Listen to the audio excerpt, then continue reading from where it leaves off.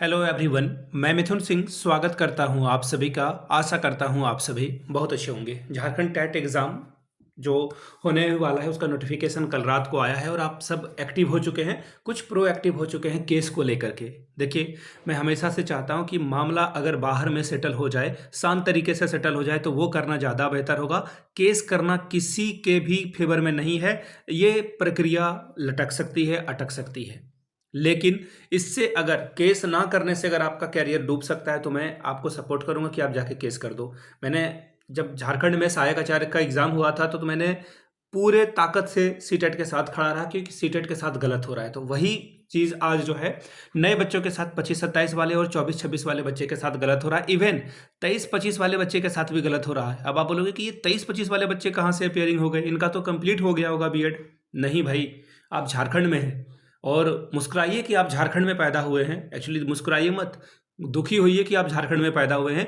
क्योंकि मैं एक और चैनल चलाता हूं जहां पे मैं और जो सिर्फ बीएड के एग्जामिनेशन को कवर करता हूं वहां पे। तो नीलांबर पीताम्बर एक यूनिवर्सिटी है, आपको पता ही होगा, और एक यूनिवर्सिटी है कोल्हान। ये दोनों यूनिवर्सिटी हमारे रॉक स्टार हैं, सुपर स्टार हैं। आपको मैं बताऊं, 23-25 सेशन इन्होंने अभी तक कंप्लीट नहीं कराया है। इन्होंने सेमेस्टर थर्ड की परीक्षाएं ली है, एक जगह पे रिजल्ट पेंडिंग है, नहीं आया, एक जगह पे रिजल्ट आ चुका है। लेकिन सेमेस्टर फोर का फॉर्म भर आना बाकी है, एग्जाम डेट आना बाकी है, एग्जाम होना और रिजल्ट होना बाकी है। तो कम से कम यहाँ पे 3 से 4 महीने का डिले यहाँ पे आपको देखने को मिलेगा मिनिमम। आई रिपीट, मिनिमम 3 से 4 महीने का डिले है। ये तो इनके ट्रैक रिकॉर्ड को देखोगे तो ये ज़्यादा भी हो सकता है। तो आप नीचे कमेंट करके बताइएगा कि कौन कौन स्टूडेंट आप किस किस यूनिवर्सिटी से, बिकॉज मैं पूरे झारखंड को कवर कर रहा हूँ तो मुझे अच्छे से पता है। अभी देखिए, सिद्धू कानू मुर्मू में सिर्फ एक यूनिवर्सिटी है, सिद्धू कानू मुर्मू दुमका, जहाँ से मैंने बीएड किया है। एमएड मैंने बीबीएमकेयू से किया है। तो सिद्धू कानू मुर्मू में जो है 24-26 वाले बच्चे पूरी तरह से सुरक्षित हैं, क्योंकि इनकी सेमेस्टर थर्ड की परीक्षा भी ले ली गई है और रिजल्ट भी जारी कर दिया गया है। इनकी परीक्षा बहुत जल्द ले ली जाएगी और रिजल्ट भी जारी कर दिया जाएगा। सिद्धू कानू इज द बेस्ट अभी के हिसाब से। अब बीबीएमकेयू में क्या चल रहा है 25-26 वाले बच्चे, 24-26 वाले बच्चे का, तो देखिए इनका सेमेस्टर टू का एग्जाम रिजल्ट आ चुका है, 3 और 4 बाकी है। मैं खुद बीबीएमकेयू से एमएड कर चुका हूं 23-25 सेशन में। तो देखिए हुआ क्या ना कि इन्होंने रिजल्ट जो है पिछले 2 सेशन से, बीएड सेमेस्टर 4 का और एमएड सेमेस्टर 4 का, फरवरी में, एक साल बाद, यानी कि अगर आप 23-25 के बच्चे हैं तो रिजल्ट आपका 26 में आया है, फरवरी में। समझ रहे हो मैं क्या कहना चाहता हूं? ये 2 साल से लगातार चल रहा है। तो ऐसे में 24-26 वाले बच्चे जो बीबीएमकेयू से हैं वो भी यहाँ पे फंस सकते हैं। ठीक है, ये ध्यान से समझिएगा मैं ये बातें आपको क्यों कह रहा हूं। क्योंकि ये देखिए, सबसे पहले यहां से आप देख लो बातों को, और केस करना है या नहीं करना है पूरी वीडियो ध्यान से देख लें, कहां से इसका सुधार हो सकता है। और लिखित पे, आई रिपीट, लिखित पे भरोसा करिए। किसी के मौखिक आश्वासन में अगर आप चल रहे हो तो बेवकूफ बन जाओगे, क्योंकि यहां पे लिखित में जो है आपके अगेंस्ट में चीजें हुई है। मैं क्लियरली बताता हूं, आपके अगेंस्ट में चीजें हुई है।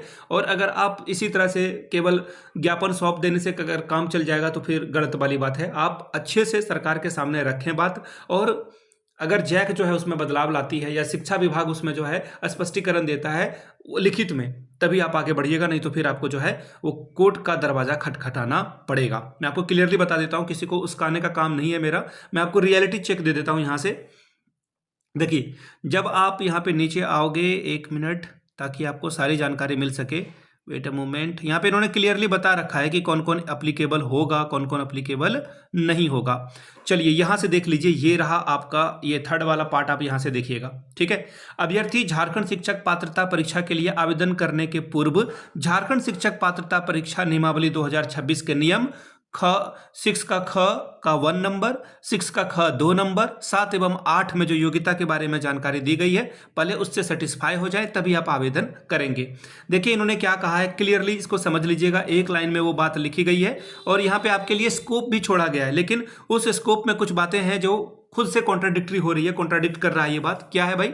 देखिए, कहा गया है कि जब इसका परीक्षा का आयोजन हो जाएगा, देखिएगा यहाँ से प्राप्त हो जाएगा। देखिए, शिक्षक पात्रता के आयोजन एवं इसके परिणाम के बीच, बस यही समझना है आपको। देखिएगा, जैसे सपोज कर लो कि झारखंड टेट की परीक्षा जो है मान लेते हैं कि 30 जून को कंप्लीट होती है, ठीक है, समझना मेरी बात को, 30 जून को कंप्लीट हो जाती है और इसका रिजल्ट मान लेते हैं 5 सितंबर 2026 को आ जाता है। बस ये मैं हाइपोथेटिकली बता रहा हूँ आपको, ठीक है, 26 में रिजल्ट आपका आ जाता है।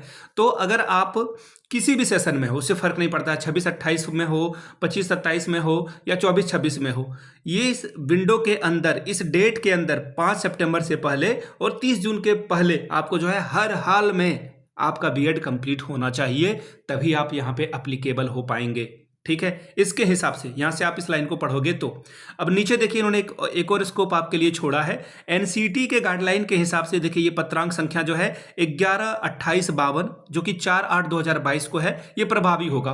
अब ये क्यों होगा प्रभावी और क्या है इसके बारे में देख लेते हैं। ये देखिए पत्रांक संख्या भी मैं आपको दिखा देता हूं, ये रहा एनसीटी का पत्रांक संख्या, देखिए 11-28-52 और डेट जो है आपका 4/8/2022 का है। यहाँ पे इन्होंने देखिए क्लियरली सब्जेक्ट के तौर पर बता रखा है कि eligibility for appearing in CTET, तो जेटेट के लिए भी इन्होंने इसी को जो है बेस बनाया है। यहाँ पे क्लियरली कह दिया गया कि परसुइंग का मतलब कौन है, जो टीचर ट्रेनिंग कोर्स कर रहा है, जिसने एडमिशन ले लिया है, यानी कि जिसने फीस जमा कर दी है, एडमिशन का रसीद उसके पास उस डेट की है, वो अप्लीकेबल है, यहाँ पे फॉर्म भर सकता है, ठीक है जी। तो इसके हिसाब से तो सर हम लोग सभी एलिजिबल हैं। हो सकता है कि 26-28 वाले का अगर रिजल्ट आ जाता है तो वो भी अप्लीकेबल हो जाएगा, यस ये सही बात है, वो भी एलिजिबल हो जाता है एनसीटी का पत्रांक जो कहता है उसके हिसाब से।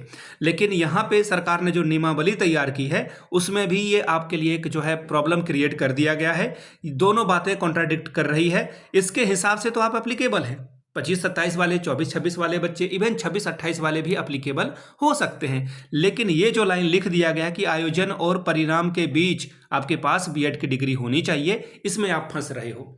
तो ये इसका स्पष्टीकरण आप शिक्षा विभाग, मुख्यमंत्री जहां से भी लेना चाहते हैं लें। अगर ये रूल को इसको स्थगित कर दिया जाता है तो फिर हम आप सभी जो है एक ही बोट में आराम से सवार होकर आगे बढ़ सकते हैं। मैं आपको क्लियरली बताता हूं, इस लाइन को अगर ठीक करेक्ट नहीं किया गया सही समय पे, देखिए लिखित में सब कुछ चलता है, कोर्ट में भी आप जाओगे तो लिखित में चलता है, तो ये लिखित में नियमावली आई है, इसको लिखित के माध्यम से ही जो है ठीक किया जा सकता है, वर्बली जो है इसको या ऑरली इसको ठीक नहीं किया जा सकता है। शिक्षा विभाग एक स्पष्टीकरण निकाले, पत्रांक निकाले और उसमें जो है ये बात कह दे कि हाँ ये जो बच्चे 25-27 में एडमिशन ले चुके हैं और 24-26 में जो बच्चे एडमिशन ले चुके हैं, इनका रिजल्ट कभी भी आए कोई फर्क नहीं पड़ता है, ये यहाँ पे शामिल हो सकते हैं। सेम 1 में हो, 2 में हो, 3 में हो, 4 में हो या 4 का रिजल्ट का वेट कर रहे हो, ये दोनों सेशन वाले बच्चे यहाँ पे अप्लीकेबल होंगे। इवन 23-25, क्योंकि मैंने आपको एक स्पेशल केस बताया, 2 यूनिवर्सिटी में 23-25 के बच्चे अभी भी लटके हुए हैं, तो ऐसे में ये तीनों सेशन को जो है यहां पर एप्लीकेबल कर दिया जाए। एक और बात, जो नीलांबर पीतांबर के बच्चे हैं या कोल्हान के बच्चे हैं, प्लीज आप लोग अपने अधिकार के लिए लड़िए। आपके लिए कोई सिद्धू कानू का बच्चा नहीं लड़ेगा आपके लिए।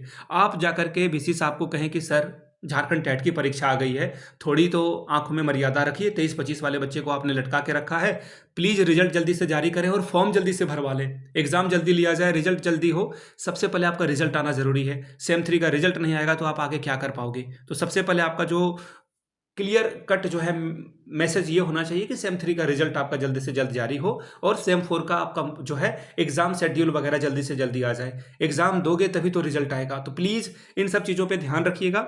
अब जो एक बड़े भाई होने के नाते, हो सकता है कि आप मुझसे बड़े हो और बाद में एग्जाम आप लिख रहे हो, लेकिन फर्क नहीं पड़ता, मैं आपका सीनियर हूं एकेडमिक मामले में, तो आपको मैं इतनी ही सलाह दूंगा 25-27 वाले बच्चों को और 24-26 वाले बच्चों को कि सिर्फ सोशल मीडिया पे केस कर देंगे, केस कर देने से काम नहीं होगा। सबसे पहले आप धरातल पर उतरें, ज्ञापन सौंपें और अपनी बात न्यूज़पेपर के माध्यम से सरकार तक पहुंचाएं। ये 2-3 काम फटाफट करें। 21 अप्रैल से फॉर्म अप्लाई होगा, उससे पहले बड़ी संख्या में लोकतांत्रिक तरीके से अपनी बात सरकार तक रखें। अगर सरकार, देखिए जैक बोर्ड जाने से फायदा नहीं होगा, शिक्षा विभाग में जाएं, कार्मिक विभाग में जाएं या फिर मुख्यमंत्री से मिलने की कोशिश करें। आप अपनी बात को सरकार तक ठीक ढंग से रखेंगे, हो सकता है कि सरकार ही इसमें बदलाव कर दे तो आपको कोर्ट जाने की जरूरत ना पड़े। पहले जो सीधा रास्ता है पहले वो आप लोग अख्तियार करें। अगर सरकार नहीं मानती है तो फिर आप स्वतंत्र हैं, क्योंकि सबसे पहले सेल्फ इंटरेस्ट, जियो पॉलिटिक्स में एक बात कही जाती है कि कोई किसी का परमानेंट दोस्त या दुश्मन नहीं होता है, सबके सेल्फ इंटरेस्ट होते हैं। उसी तरह से 25-27 वाले अगर अपने बारे में सोच रहे हैं या 24-26 वाले अपने बारे में सोच रहे हैं कोर्ट जाने के लिए, किसी को ये हक या अधिकार नहीं है कि उसको रोके। मैं क्लियरली बताता हूँ, किसी को हक नहीं है, सब अपने हक के लिए लड़ रहा है, कोई किसी के घर को चला नहीं देगा। 25-27 वाले बच्चे या 24-26 वाले बच्चे के लिए कौन खड़ा होगा? ये खुद खड़े होंगे अपने लिए। तो ये बात मैंने आपको बता दी, पहले सीधा रास्ता देखें, अगर ये नहीं होता है तो फिर आप स्वतंत्र हैं, जहाँ जाना चाहते हैं आप जा सकते हैं। वीडियो को आपने यहाँ तक देखा और मेरी बात से अगर सहमत हैं तो नीचे कमेंट करके जय हिंद जरूर लिखिएगा। मिलते हैं अगले वीडियो में। वीडियो को यहाँ तक देखने के लिए आप सभी का बहुत बहुत शुक्रिया। Have a good day.